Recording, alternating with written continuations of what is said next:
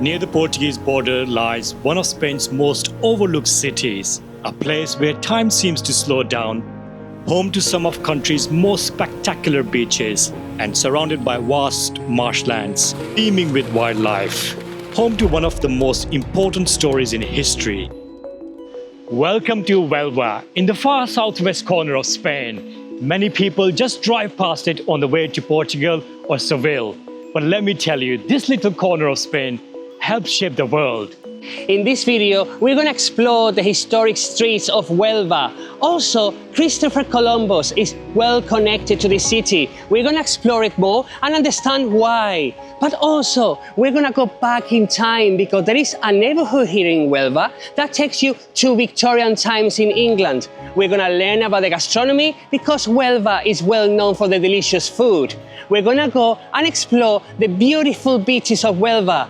And as you know, this is my favorite coast in all country of Spain. It's also the same coast of my hometown, Cadiz. And this place has one of the most beautiful beaches in the entire country. And you want to stay until the end of this video because, as you know, Aslam and I, we love a beautiful sunset. And we have been told that here you will admire one of the most beautiful sunsets in the entire country of Spain.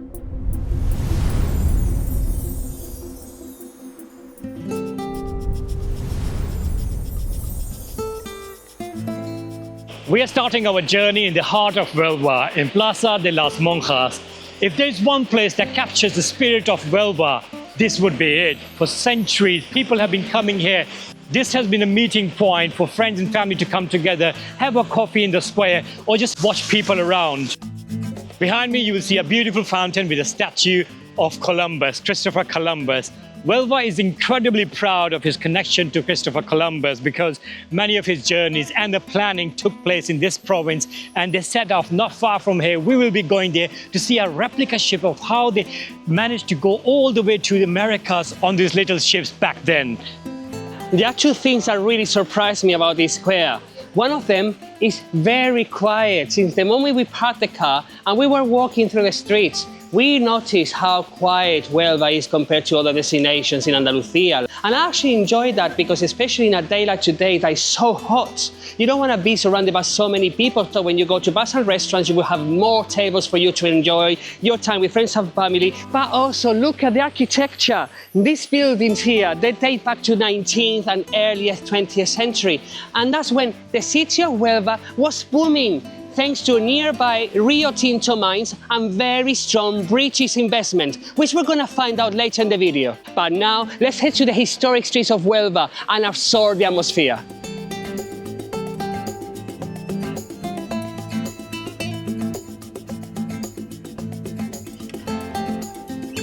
I can see your point, Julian, that this is quieter than other places. I know we can't compare to Malaga or we can't compare to Seville, but this is a provincial capital of Huelva. I know it's Tuesday, but it's lunchtime, peak summer time as well. And the streets, they are a little bit busy, but the main squares seems to be quite empty. And the reason for that is Huelva is actually in kind of like a corner. It is surrounded by a national park, Doñana National Park, which is one of the biggest wetlands in Europe. And to come to Huelva, you need to kind of do a detour to come here.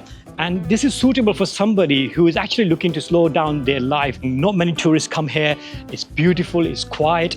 There are two airports that connect to Huelva. One is Seville Airport, an hour and 16 minutes drive away, and Faro Airport in Portugal, which is an hour and 20 minutes drive away. Huge destinations, Seville and Algarve. That's why people mainly go to those destinations. But if you think about it, this is a kind of like a perfect place as well. If you want to explore these two places, you are in the middle. So if you want to go to Algarve, it's an hour and 20 minutes drive, and Seville is an hour's drive. Even though Huelva is one of the oldest cities in the entire continental Europe, you don't really see many old buildings here, historic buildings. Of course, you will see a few churches and a few very old buildings, but there are mainly more modern-ish buildings throughout the town center. And there are two factors contributing into that. The first one, back in 1755, there was a massive earthquake in Lisbon, which we are not that far to Portugal. We are only about 50 kilometers away from the border of Portugal. And it was such a big earthquake that all Costa, Huelva, Cadiz were really affected by it. And due to that earthquake, many of the historic buildings in the city of Huelva were destroyed. But also, this town of Huelva, the city of Huelva, was historically a fishing village. And it wasn't until the late 19th century and the early 20th century when there was a huge British investment due to the Rio Tinto mines we mentioned earlier on. From that point, the city of Huelva started booming and they started construction, rebuilding the town center again. And that's why when you walk around the city center today, you will see a bit more modern looking buildings.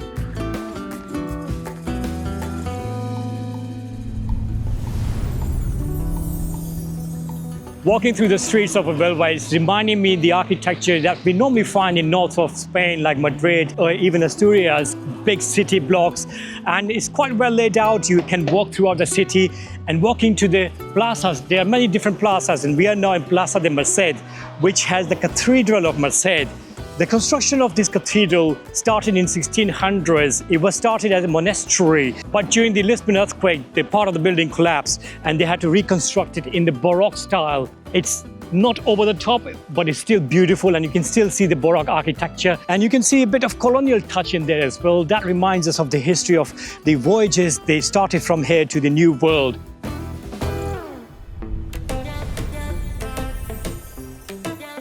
It's siesta time and many people are either in their homes or on the beach. And that reminds me, on the city of Huelva itself, there is not a beach. It's actually a river. The city is built on the estuary of two rivers where they meet up. But when you come to the river, you will be shocked to see a massive structure right in front of you, which does not look like anything else that you have seen. What is the purpose of this? Is this a bridge? Is this a pier? There's actually a very interesting story about it. And it goes way back in the 19th century because around 70 kilometers away, there's a huge mine. In fact, one of the largest open pit mines in Europe. And during Industrial Revolution, Britain needed minerals, especially copper pyrites. To fulfill the demand, the British bought the local Spanish company Rio Tinto Limited to take minerals from the mine. But not only that, they built a railway line connecting the mine all the way to this river. They made this magnificent structure way ahead of his time, engineered by Sir George Barclay Bruce and Thomas Gibson. The trains, they used to run on the upper level, not here. And the reason is quite simple, because ships would dock here and the ore from the train would be tilted over directly onto the ships. And today it's a beautiful pier that you can walk onto, watch the sun go down, or just walk with your friends and family. This isn't just an old pier. This is one of Spain's best preserved legacies of the British Industrial Revolution. And today you can come here and see the history of it, but also it's a beautiful walk because you can see here the river, in the background you have the city, and it goes for a long way here and it gives you this fresh air from the river, especially when you're in the city center and it's really hot. Today was over 30 degrees here because it's shady and I give you the breeze. It's quite nice. And we can hear some music coming here from probably some of the bars and restaurants along the port. It's beautiful. And also you can go up there. Beautiful, beautiful walk, and it's very well preserved. But there seem to be some more steps going up there. I mean, look at the engineering back then in 1870s, over 150 years ago, and it's still standing. And so well done for its day. Oh, look at this. Oh, wow. Up here, you can imagine taking you back in time where you had the rails here, the trains coming all the way, kilometers and kilometers away to drop everything they got from the mines. Actually, this must be one of the best sunset points in all Huelva. Talking about Rio Tinto, that reminds me that Rio Tinto got its name from the color it has. It's sulfuric color, and that's why Tinto means shaded, like we order Tinto wine, red wine. NASA actually studied that river because it kind of resembles the Mars rivers when it used to have rivers.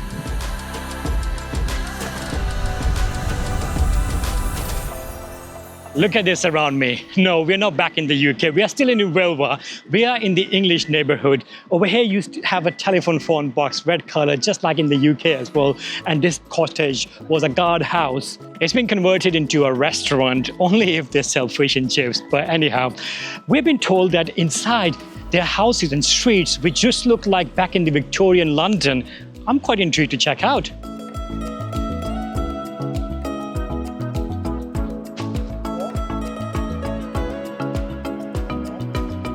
We are in Barrio Reina Victoria, which translates into Queen Victoria's neighborhood here in Huelva. It was built back in the early 20th century to house the workers from Rio Tinto Company Limited, the same company that built that pier we saw earlier on. And it feels like you're back in England. Look at the houses, typical houses with the front garden, with the drive as well, very quiet. And it's a very interesting contrast because here you have the typical English Victorian era housing, and over that side you have the typical Spanish houses, typical from a Spanish city. But in my opinion, I wouldn't call it typical Victorian house because I feel it's like a fusion between Mediterranean or Andalusian and English because yes, it has the same kind of structure as the Victorian houses you see, for example, in London, but then you have the white color, typical from the whitewashed villages of Andalucia. And here you will see all the streets, all the houses are exactly the same. But in my opinion, the most impactful houses are on this side. Walking here is bringing me back to those days when I used to live in the UK. But with a touch of Spain. In my opinion, it is very interesting because I've not seen this architecture in Spain. But to be honest, it's not a very big area. It's from, you can see from here, that's the end of street. So basically around, I would say, about 10 to 15 small houses. Only the front road has, like Julian said, big houses. Inside, they're very small hut and they don't really look very British either. Oh look, there's a nursery there. It's just reminding me of my London days. A sunny day in London, it will look just like that. We are making our way out of the town to the beaches because like I said, there are no beaches in the town itself. And going through this highway, which goes out of the town alongside the Rio or the L, I can see there's lots of industries all throughout the highway. I can smell gas as well. And it's one industry after another industry. It is quite a contrast because on one hand you have Europe's most important wetlands, but on the other hand Spain's largest industrial and chemical complex.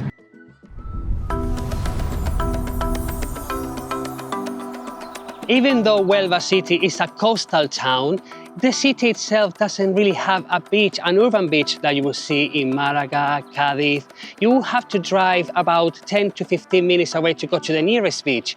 But we have gone to Mazagon Beach. Just behind me, you will see a few pine trees, forest, a few beautiful houses as well. But on this side over here, you have the Atlantic Ocean, and we are in Costa de la Luz. It's the same coast where my hometown, Cadiz, is. Straight away, it's really, really busy. Today's a Tuesday afternoon, it's around 6:30 in the evening, so many people come now to the beach because anything before 5 p.m, in my opinion, is too hot, and it's also dangerous as well to be in the sun. Let's look at the quality of the sand. Wow. Very golden, very similar to the ones you see in Cadiz city or in Cadiz province. I would say it's probably a bit more golden. The one you see in Cadiz beach is a bit whiter, but it's very fine. You see a few pebbles here and there, but really, really clean, very looked after. I can see a few jet skis over that side over there. So there are water activities for you to do here as well. Wow, now I understand why the city of Huelva, the town center, was very quiet because most people were here enjoying a day at the beach with their friends and family. And I don't blame them because it's a beautiful beach. This beach is 9 kilometers long. White sandy beaches, crystal blue waters. Look at the Atlantic Ocean. It's so clear. But let me test the temperature of it. Yeah, it's a bit cooler than you see in Costa del Sol because we are in the Atlantic Ocean. But as I said before, I do prefer this temperature of the water. It should be roughly around 21 degrees Celsius, but I do prefer it because in a hot day like today, you run in the water, no special shoes needed because there's no stones, no pebbles, just a few of them. So you don't need to wear special shoes to go in the water. But I do prefer this quality and the temperature of this water because, as I said, in a hot day like today, you run to the water and you refresh yourself. So in terms of the sun quality, amazing. In terms of the water quality, amazing. Also amenities. There's a chiringuito over there I can see. One of the things I'm really enjoying, this is the first time I've been to this beach, is the view of the cliffs over that side. It reminds me a little bit of the beaches you see in Conil de la Frontera, which Conil de la Frontera also sits in Costa de la Luz. Oh wow, the number of people is absolutely astonishing because We've been to quite a few beaches and I've never seen any beach as busy as this. Maybe the city of Cadiz gets quite busy, but the atmosphere is lovely. I see a lot of families, a lot of friends, a lot of kids playing together, flying kites, and it's just having a great time with their family. And I love that thing about Spanish beaches, the Spanish family, the way they celebrate a beach day together. Everybody comes together, bring their own chair, bring their own food, or they just grab sandwiches from Merced. And we have started doing that as well. And this is such a lovely day, free of cost or not much you spend compared to when we used to go to beaches in other countries, like back in the UK as well. We used to go to restaurants and we used to buy expensive things, but here everybody does the same thing, so you don't feel like you're doing something odd. They just save money and it's just amazing. You can do it as many times as you want. This is the reason why Costa de la Luz offers one of the best beaches in the whole country of Spain. Because Costa de la Luz is not just Cadiz province, it's also Huelva province. And the coast of Huelva is around 122 kilometers of coastline. And the coast of Huelva actually offers one of the most virgin beaches you will find in the entire Costa de la Luz. You see a few houses, you see a few chinguitos, but it feels like you're in nature. But this is just one little example. The coastline of Huelva offers so many other beaches that are completely deserted. We're now in a place where they got replicas of the ships that actually sailed all the way through the Atlantic to the Americas. And they are not the original ships because they did not survive, but they have tried to make it with the historical records and with the historical techniques to make it exactly the same replica. There were 3 ships, so Santa Maria, which is the biggest one, Pinta, which is this one, and the smallest one, Nina. Imagine 1492, 3rd of August, Christopher Columbus, along with his 90 crew members, left on these 3 ships. This is the biggest one. It carried about 40 people, and the only one with the room where people can go inside. Oh my God, it is absolutely fascinating, reminding me of Pirates of the Caribbean. Look at that. It's bringing my inner child in. I'm not sure I'm supposed to touch it or not, but I'm so loving it. I just want to touch everything and feel like the movie. I want to throw the net. I want to move this. This is really good. I wasn't expecting to enjoy it that much, but look at that. Guns, old style, and the arrow.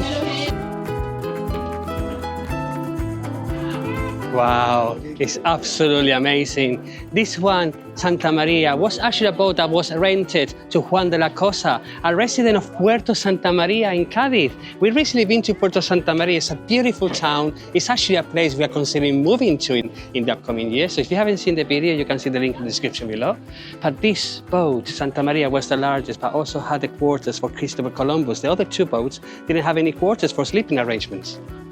There you go, that was Christopher Columbus in there with the map looking, and that was the bed if you were able to sleep at all. But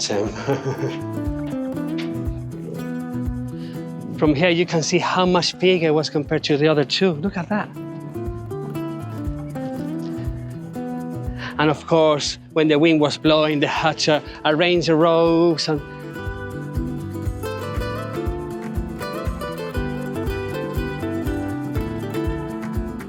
even though Santa Maria was the biggest one, and that's where Christopher Columbus spent most of his time on the first voyage, on Christmas Day, 25th of December, 1492, he ran into a reef and it got damaged on the first voyage and it couldn't be saved.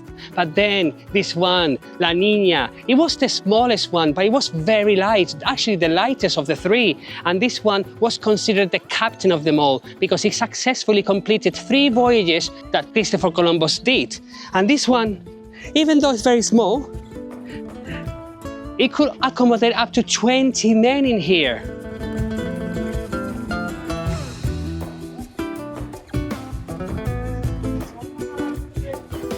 We are on board La Carabela Pinta now. This is the medium ship. Of course, it came in small, medium, and large. This one also made its journey back to Spain. But after that expedition, the fate of this ship is unknown. We don't know what happened to it, where it went, and who took it. Amazing, amazing place to come and take some pictures and learn about the history of Americas, how Spain contributed to this amazing, magnificent journey that changed the world so much. Look at this, they've illustrated how it would have been back in the days. These are the ships, three ships that you can see sailing from not far from here. They actually did not sail from this point. They sailed from Palos de la Frontera, which is not far from here, literally like 5 to 10 minutes drive from here. That's the actual point where they left from. Many people attribute to Seville, Barcelona, but it was Palos de la Frontera that they left from. This could easily be a set of a movie that you can actually recreate things. One of the things that make Huelva so special is what lies just behind the city. Not far away, you have Doñana National Park. It is one of Europe's most important and protected natural areas. It is also a UNESCO World Heritage Site. It covers about 120,000 hectares. It is a remarkably diverse area covered with pine forests, natural sand dunes, wetlands, and amazing beaches that not many people have ever been to because it is such a protected area. Doñana National Park is so important for the migratory birds. Every year, hundreds of thousands of birds migrate from Europe and they stop here on the way to Africa. It is considered one of the most important bird habitats on the European continent. Over 300 species of birds are found there, and my favorite flamingos are all over this place. And also it is home to Iberian lynx, which is close to extinction. Doñana isn't a national park that you can just go drive around and visit it. You have to go on a guided 4x4 tours. They take you around their walking trails, bird watching area, visitor center, and also you can visit by boat trip on Guadalquivir River, making it one of the most interesting places in Spain for nature lovers. Just a short drive from here lies one of Spain's most extraordinary villages, El Rocio. With no paved roads, horse riders instead of traffic, and a setting on the edge of Doñana wetlands. It feels like stepping back in time. Every year, more than 1 million pilgrims gather here for one of Europe's biggest religious festivals. We are hoping to return in May next year to bring you the full experience. Make sure you're subscribed.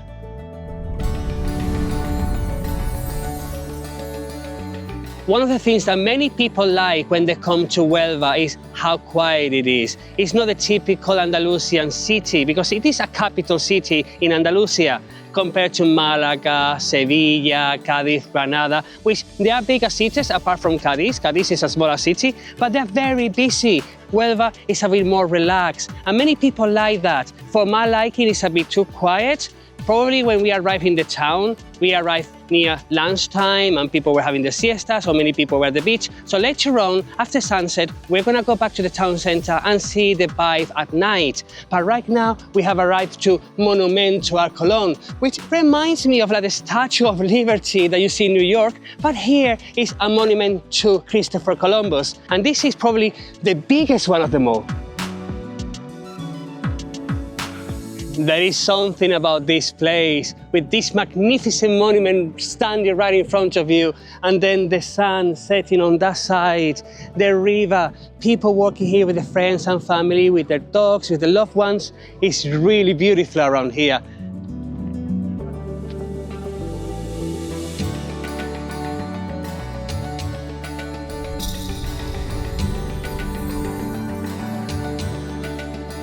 They say that this part, to see an amazing sunset, is worth coming back for. Look at that. You have the Muelle Tinto and you have the sun setting over there. And now everybody's suddenly back in town. Earlier on when we arrived, it was a bit too hot, I think, and most people were either at home with their air conditioning and they were refreshing and the very nice Atlantic Ocean at the beach. But now everybody's enjoying a nice walk with their friends and family, having a tapa, having a drink, having an ice cream, and looking at this beautiful show. What a beautiful place, because it's a long walkway, Paseo del Rio. It's amazingly decorated as well. It's got lots of little bars around here. People are sitting front row seats to watch the sun go down alongside that beautiful pier. What I love about this Paseo is that they made lots of beautiful architectures around here. They're like canopies with bars, which gives like a perspective. The sun is setting behind that, and when you look from behind, it looks absolutely amazing. There's somebody singing typical traditional Spanish songs over there. It's amazing atmosphere. It's not even weekend, it's on a Tuesday evening. This is the whole thing about the Andalusian culture. They get together where people are around, they start singing, they start playing guitars and making a beautiful atmosphere.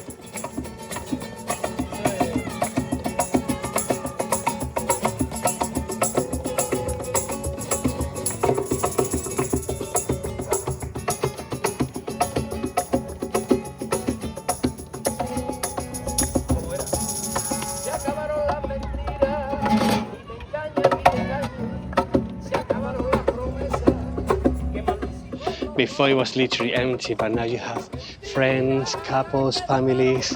Just admire this beautiful view. Wow. We normally go to a beach or to the mountain, but this is a very unique spot to see a sunset. I would have never imagined that in a pier that is over 150 years old, that is industrial, but it's a mix of history, nature, and beauty combined into one to give you this beautiful show.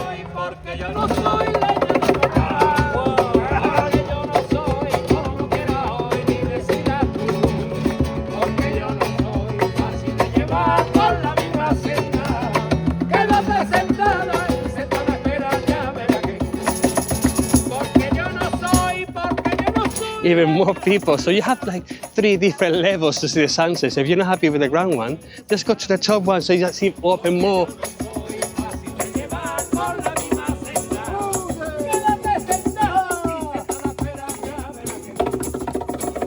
And in a minute, the whole sky is gonna turn in different hues of purple, orange, blue. Beautiful. So beautiful. And I would say another successful sunset. This has been a great spot.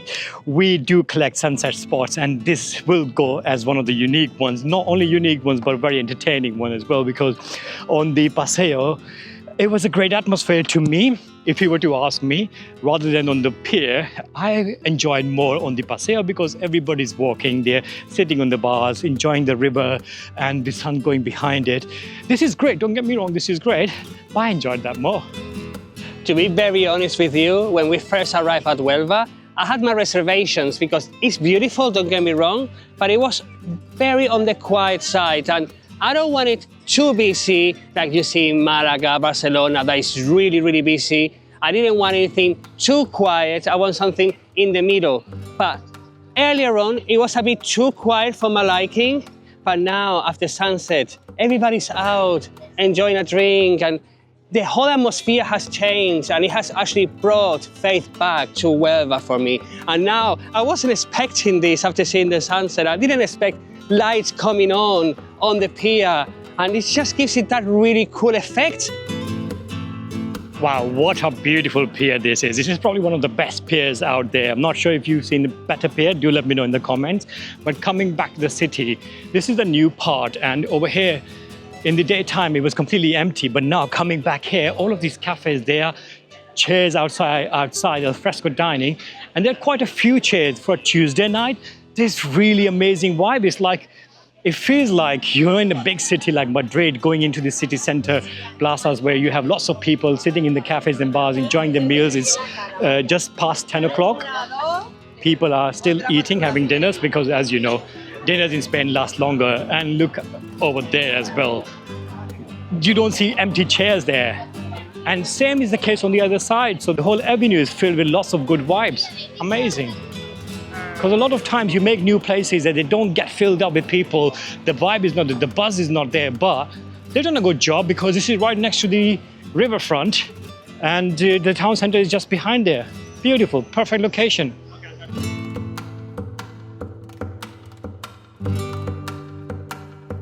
We are back in the Plaza de los Monjas and the vibe here is amazing. We've been walking through the streets of the town center and there are some streets with amazing vibe. The restaurants are packed, they're beautiful architecture. This is one thing I'm really liking about Huelva is the architecture in the city center. They're big arches, big city blocks, and especially at night, it all lights up and then everybody's sitting around here. And what I'm seeing here is mainly family vibes, to be honest. It's not like a city center that you go around and you see lots of people going for party and getting drunk. Here it's more of a family vibe.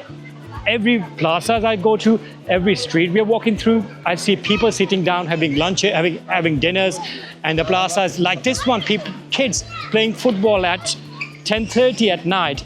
It is absolutely amazing. You don't see this in many places. These are the kids who are enjoying the summer holidays to the fullest. After spending the whole day in Huelva, we are sat down in this Calaca tapas bar. There was no spaces outside which we preferred, but we are sitting inside and we have ordered burrata salad. And now let's talk about the food here in Huelva, because Huelva's food is quite popular actually, especially the Iberian ham that produced here in the mountains around Habugo. This is considered to be one of the finest cured ham in the world. It's made from the pigs, many of them fed acorn during the Montana season. Apart from that, the white prawns are very famous from here because they are delicate and has got sweet taste to it. And also the strawberries and any kind of berries are grown in huge quantities here.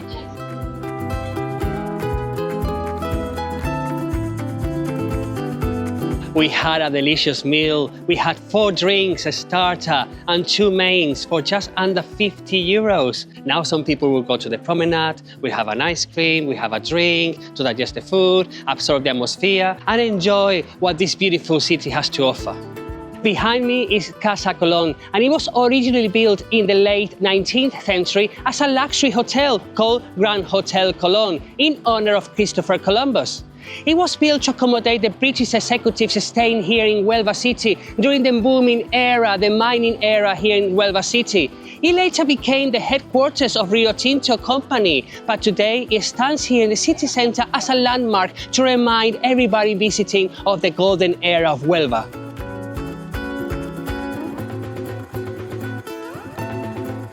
This was my first time in Huelva, and I did like the architecture here. The city center was beautiful, but my only concern is that it's a bit too far away from where we come from. For example, if you are coming from Cadiz, it's 2 hours drive, and if you are coming from Marbella, it's about 3.5, 4 hours drive.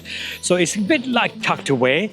But then if you are a nature lover, if you love Doñana National Park with your amazing wetlands, if you want to make a day out of over there, then you can probably stay in Huelva, make it your base, enjoy the beautiful Paseo, enjoy the bridge and Christopher Colon boats there. Also, if you're visiting one of the 2 great places like Algarve in Portugal, which is not far from here, or Seville, an hour's drive from here, this could be a great base if you like quietness, because we did find out that this city was not as busy as you would find in Malaga or Cadiz even, which is similar size city, but it's got a lot more life. But then this is the probably charm of this place. Huelva might be quieter than many other cities in Andalucia, but that is exactly part of its charm. With lots of history, beautiful beaches, and amazing nature, Huelva is a city that if you decide to visit, it will not disappoint you. We hope you enjoyed this video, and we will see you next week from another great location in Spain. Hasta luego!